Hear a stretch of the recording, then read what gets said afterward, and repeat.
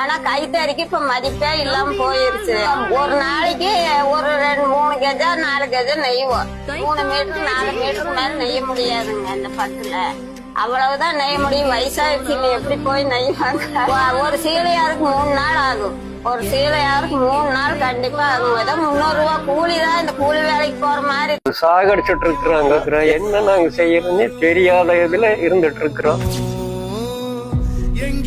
3 நாள் ஆகுது. 3 நாள் 3.5 நாள் கூட ஆயிரு. ஒரு சாரிக்கு 1200 ரூபாய் கொடுப்பாங்க. அப்போ ஒரு நாளைக்கு கணக்கு. என் பேர் லட்சுமி. எனக்கு வயசு 60 ஆச்சுங்க.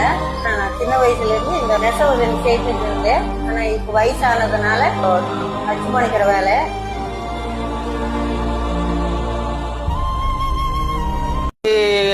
நெய்ய பாவம் நெய்ய சீலையும் வேண்டாங்க சொல்றாங்க.